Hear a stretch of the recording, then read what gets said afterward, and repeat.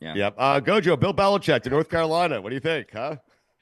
I just still can't believe this is real. Like, I saw the official graphic from North Carolina, but like plucking Bill Belichick off the Pat McAfee show, Michael Lombardi, who's, done stuff at DraftKings and the Right. GM Shuffle and at VSiN going to be his GM. It feels surreal in a way. And I'm still trying to figure out, Stugotz, what the motivation is for Bill Belichick behind this. In an offseason where we thought he'd take another stab at some of these NFL jobs, where we thought the Don Shula record was the sole thing preoccupying him. I know Seth Wickersham's got a piece out and it kind of says, hey, that's something, but it's not the only thing. And maybe he felt slighted by the process. But that's the one thing I can't figure out is Bill Belichick doing this with eyes on going back to the NFL eventually? Or is he just going to kick up his feet and try something completely new at this point in his career and see how it fits? It's super interesting because if you're going to go back to the NFL, Mike, I have to think that no NFL teams were interested in Bill Belichick. Like he made it clear that he was interested in Carolina. What was that? There's only 3 jobs open right now. More are going to open up more than likely. No, I know, but I'm thinking like Belichick put some. The news was out there that he was interested in Carolina. Carolina was interested in him. It sat there for a few days. And I think Bill was probably going through the process. Who's going to call me? Who is going to call me and makes some sort of assurances that, hey, I know we have a coach now, but at the end of the year, you're going to be our guy or we're interested, whatever. I don't think he got anything in the way of that. And so I think he was forced to go to college. And if you're asking me his motivation, I think his motivation is to make sure his family is secure after he's done coaching and his name doesn't mean as much as it does right now. Is that fair? I guess it could be, especially with the Steve Belichick stuff baked into that, where, whether or not you believe the coach in waiting rumors, as it seems like he's going to go there and be the defensive coordinator. And I mean, listen, five years and $50 million is nothing to shake a stick at. Now, Bill Belichick's got more money than God, so I don't think that's really a motivator in all this. But the other part of this, too, is just these guys are sickos. Like, you guys know this. We've all been around and worked with guys that take the year off coaching and come do this. Not all of them are Nick Saban, where, hey, you do it after you totally exhausted your competitive desires in a field that you've dominated here. Bill Belichick got fired. He got shown the door before he wanted to get out. And so if there is some competitive fire left in there and you've got an outlet for it, then I can understand it, because as much as the rest of us would say, man, if I had all that money, I would go just fuck off somewhere and you wouldn't hear from me anymore. These guys crave this in a way that they just can't quit no matter how old they are.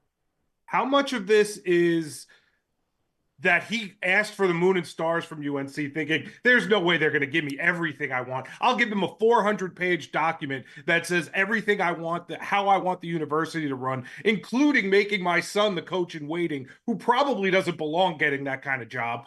But they did it. They're like, yes, we'll do all of that. And he's just like, oh, okay, well, if you're going to do everything. It reminds me of when Phil Jackson went to the Knicks because they just kept badgering him with money. That could certainly be a part of all this. And I do think what you mentioned there, the level of control he can have in college, where, before this ever really became real, Dad and I were talking about it in the show, and we've made the obvious points now, it feels like, where it's, hey, the college level has certainly changed structurally, but it's still a place where, even with the GMs that are coming into college football and full scouting departments, the head coach in this sport has always wielded a level of power very similar to what Bill enjoyed at the NFL level that's atypical for that level of football. And it certainly doesn't seem like anyone's going to ever give him that much control over an NFL organization again. Right. And so you're right. If he could go down here, ask for that, and then some, and they eventually gave it to him, and you still have this desire to maybe coach and stick it to everybody, to say, all right, you don't want me up there, that's fine. I'll take North Carolina, this place that in so many people have been talking about it as a dormant power at a basketball school that's got the geographic location working for it, the young alumni base, the resources and stuff, and say, I'll take this place and I'll do with it what no one's been able to do in the 21st century with that school, despite everyone else. I wouldn't rule that out for a guy that competitive. Do we have to accept, because, I mean, clearly there were no other offers, that Bill Belichick may have coached his last game in the NFL? I think we're probably there, right? Because he's only getting older, Mike. He's going to spend a couple of years at Carolina. If they're not going to hire him now, they're not going to hire him then.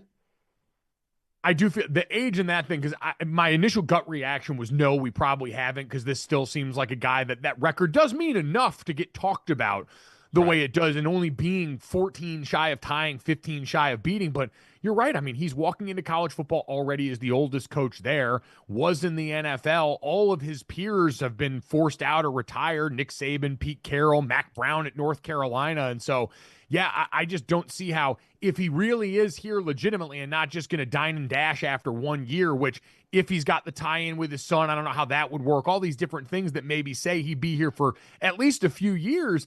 Then yeah, I do think it's increasingly hard to imagine an NFL team hiring Bill Belichick in his mid-70s to come there and try and lead your franchise. Do you think he has an out clause, like he can leave whenever the hell he wants? Like if someone offers him an NFL job in a month, he can get out of there? I'm sure he could get it figured out just no, to fine Mikey here. A's Based point, on I what think Mikey he probably A brought asked up. for all that stuff and got it. It's in the Bible. Yeah. I mean, listen, if it's just a month, Gojo, we can agree. No one has ever taught this much Carolina football in their entire life, right? Like they're getting bang for their buck right now. That's the funniest part about this, though, is Yes. because the attention economy is loving this right now, everyone's going to be like, oh, this is like Dion in Colorado. No, it is not. Like, it is certainly like, it's a spectacle in the same way, but you're not going to get Bill Belichick hosting his own talk show on Tuesdays and inside the North Carolina Tar Heels, like, looking the way they had on Amazon Prime. And just in general, Dion is a showman by nature. That is who he is at his core. Bill Belichick, I mean, maybe we get the version of Bill that lets his hair down now. He's got the young girlfriend. He's away from the NFL and all these parts tied to his legacy. So maybe he does just relax a little bit. But more than likely, he's going to be the same guy he's always been, which is not going to grab people by the horns the same way Dion did, or piss people off, quite frankly, as much as Dion did on the front end of his time there. Billy, can you imagine a 17-year-old kid wanting to play for Belichick? Like, is that something? I guess if he's the guy that can get you to the NFL, right? He's the guy that can get you to the NFL. Gojo, kids aren't going to care as long as he's the guy that can get me to the professional level, to my dreams. It does seem weird, right? And when is the last Patriots? I mean, it's pre-COVID, right? Their last Super Bowl. When was their last year that they won the Super Bowl? Because now a 17-year-old might have been what?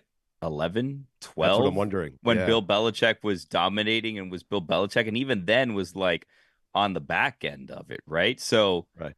I they'll know who Bill Belichick is, obviously, right? But I don't know that Bill. I just he has the cachet, right? I can't it was imagine 2019, Billy, for what it's worth. I cannot imagine Bill Belichick strolling into someone's house to recruit them. Like that is another part of it, right? Like. You assume he's going to put in all the work to get everything done, right? He's bringing on all these people. He's going to have his army of consultants and assistant coaches and all that. But like, I don't see Bill Belichick just driving around making house visits for some of these recruits and sitting on your couch and being like, we'd love to have your son come play for us. Like I don't see it. I don't know why. Also, though, like we used to think that about Nick Saban, then would see videos of him doing the Cupid shuffle, right?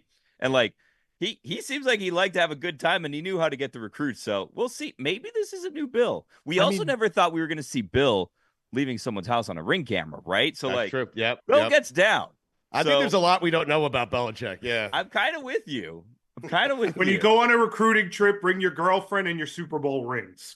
That's it. There you go. That's it. Walk in like that. All 8 of them. I did wonder, twofold to Billy's point, how much Bill's son and his experience at because Bill was up at Washington a bunch, like he was around there. They talked about it. Jed Fish, I think, has Belichick ties somewhere in his past, the head coach now at Washington. But then also what Nick Saban's told him, like Bill and Nick worked together. They obviously have kind of been in lockstep their whole careers.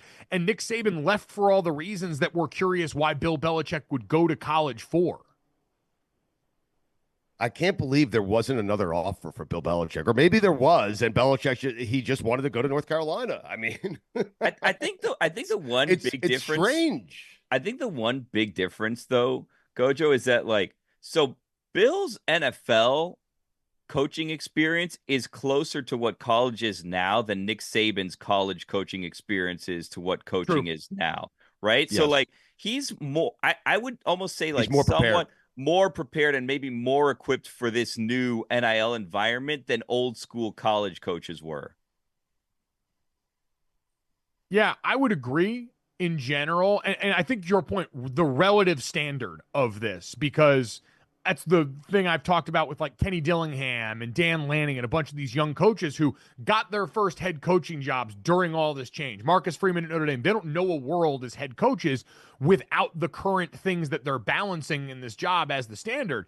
If you are Nick Saban and the rest of these coaches that have been around for decades in the sport and have watched it more from this thing you knew how to do very well to something that feels totally foreign, yeah, I could understand that. And so Bill coming in without any priors and a skill set that is closer is a reason I thought, hey, this is less far-fetched than it originally looked on the surface. It's also like a really strange situation because, like, if you read into kind of how it all played out, it doesn't seem like they ever pursued him. He just kind of was like, you know what?